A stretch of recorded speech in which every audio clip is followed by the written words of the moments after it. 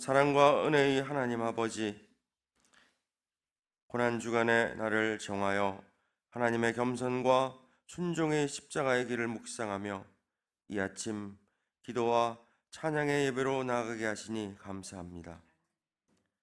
그가 찔림은 우리의 허물을 인하며 그가 상함은 우리의 죄악을 인함이라.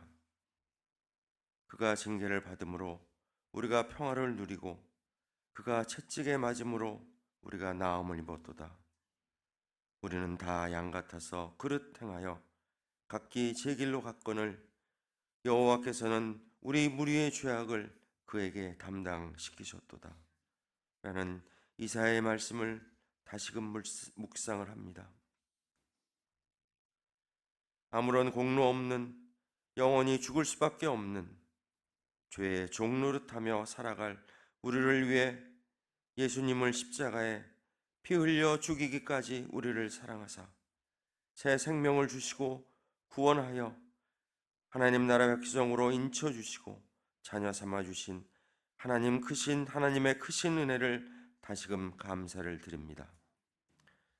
그러나 우리의 삶 가운데 예수님을 배반하고 부인하며 눈앞의 이익만을 추구하며 예수를 팔았던 죄를 이 시간 회개합니다. 어떤 상황에서도 손잡아 일으켜 주시며 언제나 연민의 시선으로 우리를 사랑하셨던 예수님의 사랑을 기억하며 예수님이 가신 십자가의 길에 동참하기를 간절히 기도드립니다. 믿지 않는 이들에게는 십자가가 절망과 패배와 죽음이지만 구원받은 우리에게는 생명과 부활의 소망과 승리와 회복의 십자가임을 믿습니다. 오늘도 예배당 공사 현장 가운데 하나님의 보호하심을 기도드립니다. 일 맡은 이들이 모두 안전하게 주어진 일에 열심을 다하며 기도하는 영화 공동체 가운데 우리 모두 하나님의 역사하심을 목도하게 하시옵소서. 권세의 찬양을 흠양하여 주시옵시고 교회를 세우며 성도를 섬기는 귀한 사역을 오직 예수님 사랑의 마음으로 기쁘게 감당하시기를 기도드립니다. 말씀 전하시는 윤광서 목사님께 성령의 충만함을 더하여 주시어 십자가로 새겨진 은혜의 말씀을 증거하실 때 성령의 임재하심으로 세상에 빗댄 사명을 온전히 감당하기를 결단하는 시간이 되게 하여 주시옵소서. 감사를 드리며 십자가에서 다 이루신 예수님의 이름으로 기도드립니다. 아멘. 마가복음 14장 32절로 42절 말씀입니다. 마가복음 14장 32절로 42절 말씀 우리 함께 한 목소리로 봉독하겠습니다. 그들이 겟세마네라 하는 곳에 이르매 예수께서 제자들에게 이르시되 내가 기도할 동안에 너희는 여기 앉아 있으라 하시고 베드로와 야고보와 요한을 데리고 가실새 심히 놀라시며 슬퍼하사 말씀하시되 내 마음이 심히 고민하여 죽게 되었으니 너희는 여기 머물라 깨어 있으라 하시고 조금 나아가사 땅에 엎드려 될 수 있는 대로 이 때가 자기에게서 지나가기를 구하여 이르시되 아빠 아버지여 아버지께서는 모든 것이 가능하오니 이 잔을 내게서 옮기시옵소서. 그러나 나의 원대로 마시옵고 아버지의 원대로 하옵소서 하시고 돌아오사 제자들이 자는 것을 보시고 베드로에게 말씀하시되 시몬아 자느냐 내가 한 시간도 깨어 있을 수 없더냐 시험에 들지 않게 깨어 있어 기도하라 마음에는 원이로되 육신이 약하도다 하시고 다시 나아가 동일한 말씀으로 기도하시고 다시 오사 보신즉 그들이 자니 이는 그들이 눈이 심히 피곤함이라. 그들이 예수께 무엇으로 대답할 줄을 알지 못하더라.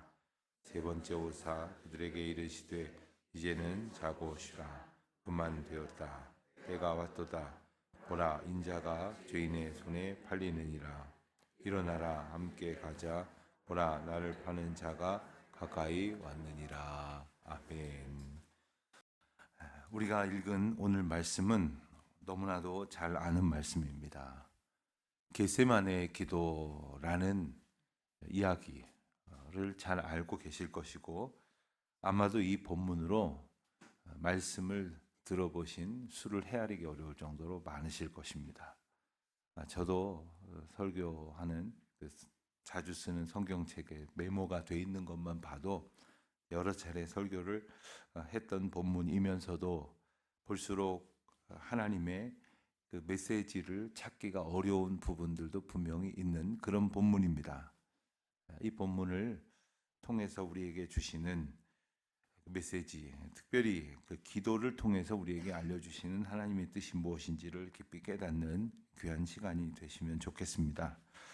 32절 말씀을 보면은 그들이 예수님께서 제자들과 함께 겟세마네라고 하는 곳에 이르게 되셨습니다. 아마도 이곳은 종종 예수님께서 제자들과 함께 기도하시러 가시는 곳이었습니다. 여러분들 기도하시러 가시는 곳이 좀 있으십니까? 그런 곳이 여기저기 있으시면 좋겠습니다. 물론 예배당에 오셔서 기도하시면 제일 좋지만 또 오가시는 그 상황 속에서 쉽지 않을 때가 있을 것입니다. 어느 가정에 신방을 갔더니 기도하는 방이 하나 따로 있으시더라고요. 그래서 가족들이 그 방에서는 조용히 기도하는 그런 공간으로 만들어 놨다고 이렇게, 그런데 그 이야기를 설명해 주시는 분 앞에서 그 집의 자녀 하나가 제게 말하기를 어렸을 때 여기서 많이 혼났습니다 이러시더라고요. 그래서 저희들에게는 기도와 반성의 방이었습니다. 뭐 이런 농담도 하시던데 하나님 앞에 이렇게 조용히 독대하고 기도하는 그런 공간이 여러분들 삶의 주변에 많이 있으시면 참 좋으리라 생각이 듭니다. 예수님께서 제자들과 함께 겟세마네라고 하는 곳에 가셨는데 이 겟세마네라고 하는 그 이름의 뜻이 기름을 짜는 틀이라는 뜻이고, 겟세마네 동산이 있는 그 어떤 야산에는 지금도 전해지기를 올리브 나무가 많이 있었다고 전해집니다. 그래서 올리브 기름을 짜는 틀이 그곳에 있었다 이렇게 말들을 하면서 예수님께서 마치 올리브 기름을 짜내어지듯이 정말 간절하고 절박하고 온 그 몸을 마음을 짜내어 가듯이 간절히 기도한 곳이었지 않겠느냐, 이런 비유를 이야기하기도 합니다. 자, 그곳에서 예수님께서 기도하시게 되었는데 오늘 말씀을 보면 조금 특별한 모습으로 보이는 것은 제자들을 다 데리고 가셨는데 32절에 보니까 너희는 여기 앉아 있으라 하시고는 베드로와 야고보와 요한만 데리고 가셨습니다. 그런데 조금 더 가시고서는 그들도 두시고서 35절에 보면 조금 나아가사 땅에 엎드리며 기도하셨다. 제자들과 함께 가셨습니다. 다른 제자들은 여기서 기도해라 하시고는 세 제자들을 조금 더 데리고 가까이 가셔서 예수님께서 기도하시는 모습이 보일 만큼 가까이 가셨습니다. 이건 무슨 뜻일까요? 제자들을 차별하신 걸까요? 너희들은 여기 수준밖에 안 돼 구별하신 것일까요? 그렇지 않습니다. 예수님께서는 그 제자들과 함께 기도하시러 가시면서도 그들 가운데에 분명히 일러주시는 것 한 가지는 결국 이 모든 그 십자가의 사건을 통한 하나님의 구원 역사를 이루실 분은 외롭게도 고독하게도 당신 한 분뿐이시라는 사실을 분명히 아셨고 또 제자들에게 일깨워 주시는 부분이기도 합니다. 그러면서도 예수님께서 그들에게 이 모든 사건 앞에서 우리가 해야 할 일이 바로 기도라는 이 엄중한 사실을 일깨워 주시기 위해서 제자들을 대동하셨고, 또 이 세 명의 제자들, 이 세 명의 제자들과는 이 몇 번의 장소에만 특별히 구별하여 더 데리고 가셨다는 것을 우리가 복음서에서 보게 됩니다. 아마도 이들에게는 모두가 함께 갈 수 없을 만한 그런 상황 속에서 그 일에 증인이 되게 하셨고, 또 그 일마다 예수님께서 보여주시는 그 사건의 메신저가 되도록 하시기 위함이었습니다. 여러분, 우리가 살면서 다른 사람들은 경험해보지 못하는 경험을 할 때가 있습니다. 그렇다면 그 이유는 뭐냐 하면 다른 사람들에게 이 일을 통해서 내게 허락하신 하나님의 은혜를 나눌 수 있는 증인으로 삼아 주셨다는 것입니다. 어떤 분들은 다른 사람들은 좀처럼 겪지 않을 그러한 육체적인 어려움을 겪게 되시는 분들이 있습니다. 경제적인 어려움을, 또 관계의 어려움을, 예컨대 말 못할 그러한 사정이 있으실 때가 있습니다. 자녀들을 키우면서 다른 집들도 다 이렇게 힘들게 자녀 키우나? 참 어렵다, 힘들다 생각하시는 그런 일들이 있을 것입니다. 그러나 그때에 하나님께서 우리를 도우셔서 그 과정을 견뎌내게 하시고 이겨내게 하시고, 그래서 하나님의 선하신 역사를 이루게 하셨음을 경험한다면 우리는 그 일의 증인이 되는 것입니다. 그 일의 역사가 되는 것입니다. 또 어떤 경우는 내가 겪지 않더라도 보게 되는 경우가 있습니다. 듣게 되는 경우가 있습니다. 그 모든 것들이 다 그저 이러쿵 저러쿵 누가 이랬대 저랬대 말이나 옮기라고 그렇게 우리에게 알려주시는 것이 아니라 그 모든 과정을 통해서 하나님의 은혜를 우리가 깨닫고 또 은혜를 나눌 수 있게 하셨다는 거죠. 저는 담임 목회 이제 12년 차가 됐지만 일찍이 그 노회에서 제가 몇 개의 임원을 맡으면서 교회들의 사정을 이렇게 보는 기회가 있었습니다. 저희 노회 산하에 약 80개 정도의 교회가 있습니다. 그 중에 한 10개의 남짓되는 교회는 미자립 교회입니다. 미자립 교회는 저기 저 산골 벽지에나 있는 게 아니라 도심 한가운데에 있는 상가에서 혹은 개척한 아직도 무슨 시설을 빌려서 모이는 그런 개척 교회들도 여러 교회가 있습니다. 몇 해 임원을 하면서 그 교회들의 형편을 행정적으로 살피고 또 문제가 있는 교회에 문제를 해결하기 위해서 노회를 대표해서 이렇게 관여한 경험들이 있습니다. 그러다 보니까 이 교회들이 겪는 문제가 보통이 아니에요. 큰 교회는 큰 교회대로, 작은 교회는 작은 교회대로, 오래된 교회는 오래된 교회대로, 신생 교회들은 신생 교회대로 문제들이 얼마나 많은지 몰라요. 그 문제들 앞에서 하나님께서는 그 모든 교회들의 문제가 바로 내가 겪는 문제인 것처럼 몇 해를 지나게 하셨습니다. 그리고 나서 그 시간이 다 지나고 나서 이제는 좀 후배들이 목회를 하면서 겪는 교회들의 케이스를 보면 처음 보는 케이스들이 거의 없어요. 대강 다 언젠간 어느 교회, 언젠간 어느 교회에서 보았어요. 들었어요. 그리고 그때마다 어떻게 그 케이스에 대처하는 것이 옳은지를 나름대로 생각을 해보게 되다 보니까 그 이야기들을 전해주는 것만으로도 상당히 좋은 그분들에게 있어서 참고할 만한 일이 되는 거죠.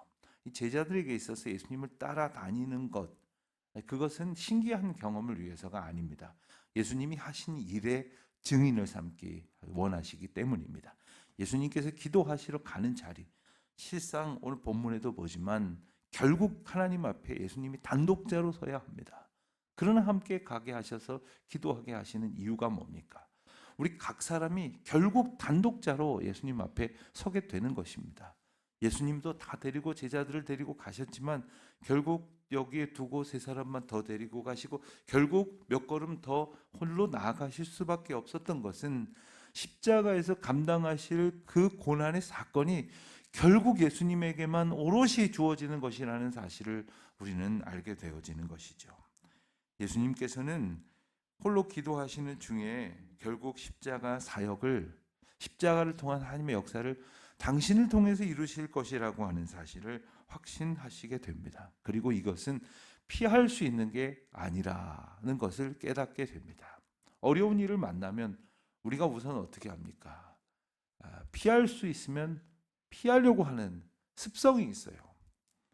그런데 피할 수가 없음을 깨닫는 것은 오히려 은혜입니다. 왜냐하면 그것을 깨달을 때까지 피해보고자 하는 그 부질없는 노력을 하거든요.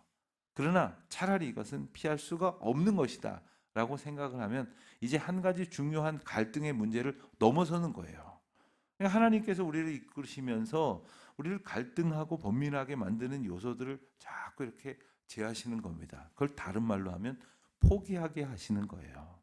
피하고 싶은 욕망으로부터의 포기, 어떻게 회피할 수는 없을까 하는 헛된 기대로부터의 자유를 하나님께서 허락하시는 것이죠. 그래서 선택지가 없는 것이 오히려 하나님의 은혜라고 하는 것, 하나님께서 우리에게 베푸신 은총이라고 하는 것을 오히려 우리는 깨닫게 되어지는 것이죠. 예수님께서는 제자들을 데리고 가시면서 딱 한 가지를 강조하셨습니다. 깨어서 나와 함께 기도하자. 예수님께서 십자가를 감당하셔야 되는데 제자들은 뭘 기도하라 하신 것일까요? 예수님께서도 지금 감당하셔야 할 문제가 있어서 기도하시면서 제자들에게는 무슨 기도의 제목을 주신 것일까요? 우리가 보통 기도한다고 할 때 기도의 제목으로 삼는 것은 무엇일까요? 신앙생활의 본질이 여기에 있습니다. 그것은 바로 하나님과 교통하는 것인데, 그 하나님과 교통하면서 내 뜻만 가득 차 있는 내 생각을 하나님의 뜻으로 채우는 것입니다. 그러기 위해서는 이것을 버려내기 위해서, 이것을 비우기 위해서 부단히 애를 써야 하지만 사실 이것은 불가능한 노력입니다. 여러분, 우리가 마음을 비운다고 말을 하는데 그게 됩니까? 잠깐 비운 것 같지만 어느새 내 욕망이 내 마음을 가득 도로 채우고 있는 것을 보게 됩니다. 우리가 마음을 비우는 게 답이 아니라 성령 하나님의 은혜로 채우는 게 답입니다. 우리는 어떤 것으로도 비움의 삶을 살 수가 없어요. 말이 그렇지, 욕심을 비우고 생각을 비우고 나의 뜻과 나의 아집과 고집을 비운다? 우리가 다 비우고 살아갈 수 없는 존재인 것을 아시기에 우리가 헛된 것으로 삶이 이끌리지 않도록 주님께서 우리의 삶에 오셔서 주인이 되어 주심을 말씀을 통해서 일깨워 주시는 것이죠. 예수님께서는 35절에 보니까 땅에 엎드려 기도하셨습니다. 될 수 있는 대로 주님 하실 수만 있거든 이 잔이 내게서 옮겨 주시옵소서. 그러면서 36절에 분명한 고백을 합니다. 아버지께서는 모든 것이 가능하오니. 간구의 전제가 있습니다. 그것은 하나님께서는 모든 것이 가능하다는 신앙 고백입니다. 그러니까 이 말은 바꿔 말하면 주님은 모든 것을 이루실 수 있으신 분인데 이루시지 않으신다면 그것은 이루시지 않으신 것이지 이루시지 못하신 것이 아니라는 말이죠. 또 이루시지 않으셨다면 이루시지 않는 것 그 자체가 우리에게 응답이라는 거죠. 그리고 그것이 하나님의 계획을 구체적으로 실증하시는 것이 되는 겁니다. 그런데 우리는 뭐라 그럽니까? 내가 기도한 대로 안 됐다고 기도 응답이 아직 오지 않았어. 그렇게 말을 합니다. 이것은 기준이 어디에 있느냐? 내 뜻대로 되느냐 안 되느냐에 있는 겁니다. 우리가 기도하면 내 뜻대로 되게 하려는 작업으로 생각을 해요. 기도는 하나님의 뜻대로 되어 가도록 내가 온전히 도구가 되어지는 은혜의 과정입니다.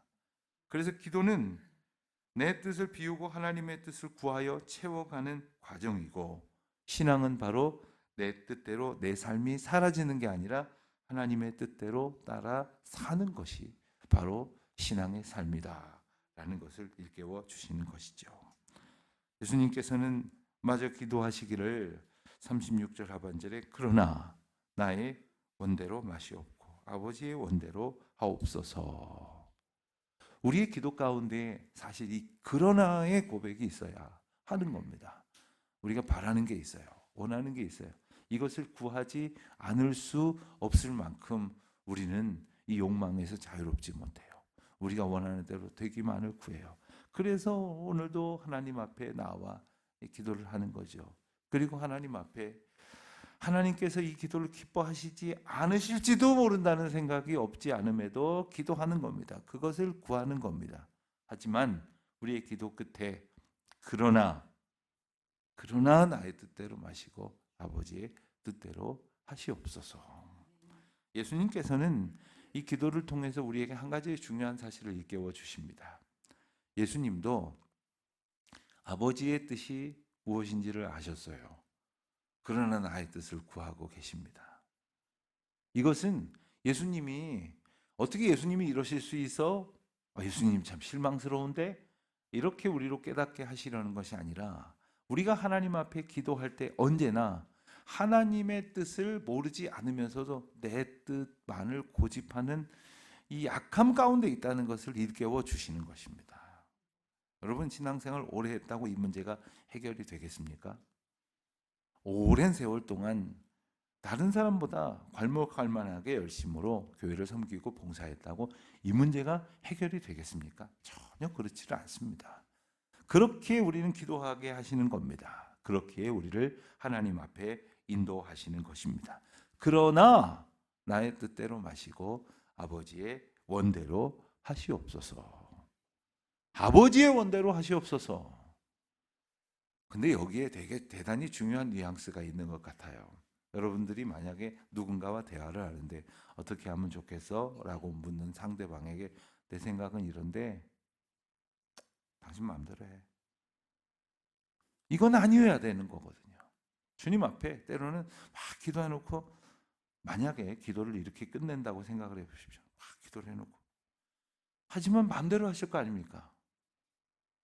마음대로 하세요. 만약에 우리의 기도가 이런 마음가짐으로 되어진다면 어떻게 되어야겠습니까? 조금 더 기도해야죠. 조금 더 기도해서 내 생각, 여전히 내 생각대로 되고 싶어 하는 그 욕망이 적어져 가게 하시는 하나님의 은혜를 힘입어서 여전히 내 마음 가운데 이런 원함이 있음을 주님 아시지만 주님의 뜻대로 되어지기를 원합니다. 내 어리석은 생각에 아직 이 욕망을 버리지 못합니다만은 주님의 뜻대로 되어질 때 가장 복되고 기쁘고 감사할 줄 믿습니다. 주님 뜻대로 하시옵소서. 순종할 수 있는 믿음을 더하여 주시옵소서.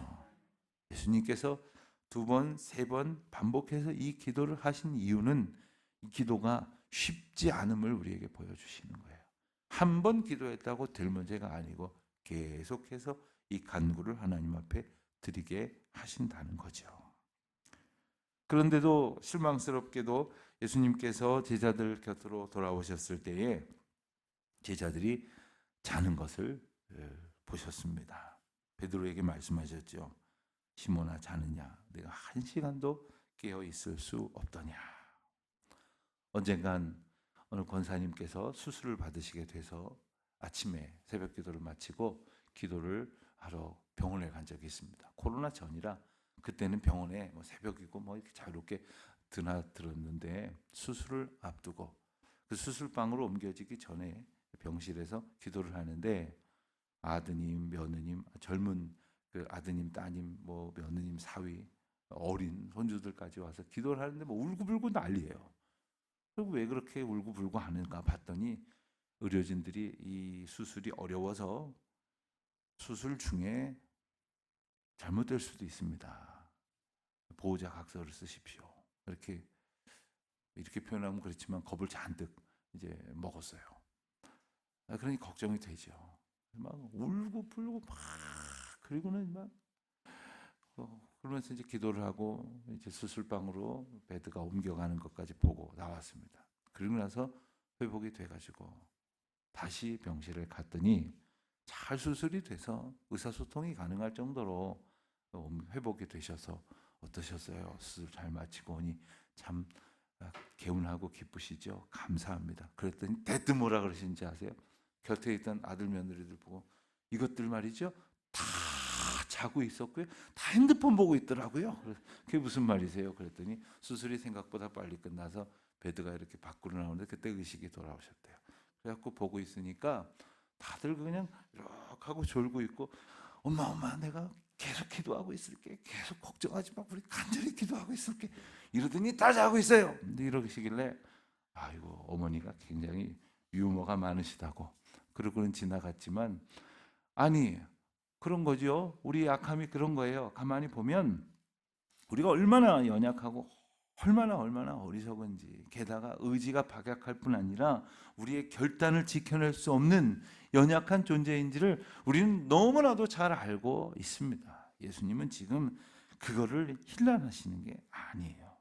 우리의 연약함을 안다면 우리는 주님을 더욱 의지해야 한다는 그 당위를 깨닫게 되어지는 것이죠. 38절에 보면 시험에 들지 않게 깨어 있어 기도하라. 이것이 바로 우리가 기도해야 할 이유를 명확히 일러 주시는 것입니다. 여러분, 이 아침에 우리가 기도의 자리에 나왔습니다. 기도하다 보면 이 고난 주간에 주님의 사랑을 위해서 감사하며 기도하시겠으나 또 오늘 되어질 여러분의 일들을 두고 기도하실 거예요. 뭐라고 기도하시겠습니까? 잘 되기를 기도하시겠죠. 원하는 대로 되기를 기도하시겠죠. 그러나 나의 뜻대로 마시고 아버지의 원대로 하시옵소서. 이 기도에 이르러야죠. 그리고 또 한 가지, 어떠한 상황 속에서도 시험에 들지 않도록 우리를 지켜 주시옵소서. 이 기도를 하라고 말씀하시는 거예요. 여러분, 어떨 때 우리가 시험에 들겠습니까? 원하는 대로 안 되면 시험에 들죠. 또 원하는 대로 되더라도요, 이 잘 돼도 문제가 있을 때가 있습니다. 교만해지거든요. 내가 원하는 대로, 내가 바라는 대로, 내가 추구하는 대로 다 되면 이게 조금은 감사하다가 조금 지나면 교만해지더란 말이에요. 또 안 되면 어떡합니까? 낙담한단 말입니다. 하나님, 내가 그렇게 간절히 기도했는데 어찌 이렇게 하십니까? 또 곁에 있는 분들, 성도들 보기에도 좀 낯이 안 서는 것 같아요. 아니, 다들 내가 기도 부탁을 해서 나와 우리 가정이 어떻게 기도하는지를 다들 아시는데, 아니 어느 집은 기도 응답도 하나님께서 잘 복 주시고 잘 되게 하시건만, 아니 내가 기도하는 것은 이렇게 한 번도 내가 기도한 대로 해주시지를 않는가? 아주 그냥 대놓고 나를 버리신 건가? 낙담할 때가 있다는 거죠. 왜 그렇습니까? 내 기도가 기준이 돼버리면, 말은 아버지의 원대로 하시옵소서 했지만 내 기도가 기준이 되었기 때문에 우리는 함부로 교만해지고 함부로 낙담해지는 시험에 빠질 수밖에 없다는 거예요. 왜 그럴까요? 그 이유를 말씀하십니다. 마음에는 원이로되 육신이 약하도다.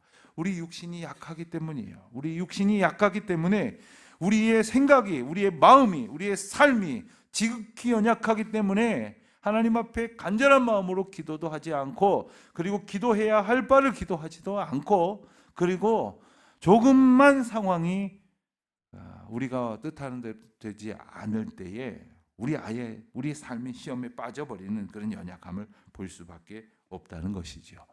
주님은 이러한 상황에 우리가 얼마든지 노출되어 있음을 아시기에 우리로 기도하는 모습을 보여주셨습니다. 그리고 기도하셨습니다. 그렇습니다. 육신대로 사는 것은 결국 약함을 경험할 수밖에 없는 겁니다. 여기서 말하는 육신은 우리의 낡아지는 이 몸뚱아리만을 말하는 것이 아닙니다. 우리의 생각, 우리의 의지, 우리의 기억, 우리의 소원, 우리가 할 수 있는 이 모든 것들은 약하고 지극히 약하며 더욱 약해질 것이라는 사실. 그러니 우리가 내가 약해지는 만큼 강한 주님의 은혜를 의지하지 않고는 천국 문턱을 넘을 수가 없는 거예요. 그 믿음으로 살아갈 수가 없는 거예요. 그 믿음으로 마지막 순간까지 견딜 수가 없는 겁니다. 마음의 원이로되 육신이 약하다. 이것을 깨닫게 하신 주님은 우리의 약함을 하나님 앞에 온전히 의지하는 간구로 이끌어 주신다는 것입니다. 우리 주님께서 기도하셨습니다. 제자들의 모습은 어때 보이십니까? 참 한심해 보이십니까? 답답해 보이십니까? 그럴 거 없습니다. 이게 바로 우리의 모습이기 때문입니다. 이것이 바로 우리의 연약함이기 때문입니다.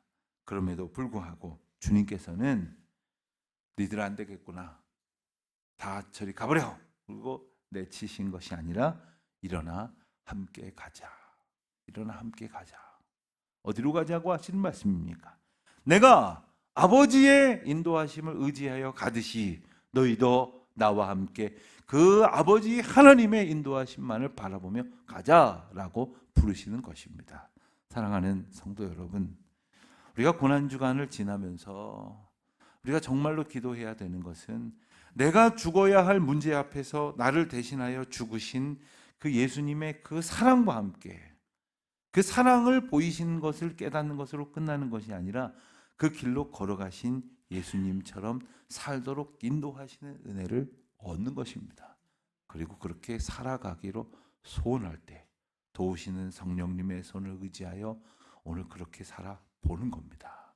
하다가 안 될 것이기에 또 기도하는 겁니다. 하다가 또 육신의 자아가 솟구치기에 또 기도하는 겁니다. 매일 매순간 기도하는 겁니다. 깨어서 시험에 들지 않게 기도하는 겁니다. 우리의 육신은 약하기 때문에, 우리의 의지는 박약하기 때문에 주여 우리를 도우시옵소서 기도하는 저와 여러분이 되시기를 주님의 이름으로 축원드립니다.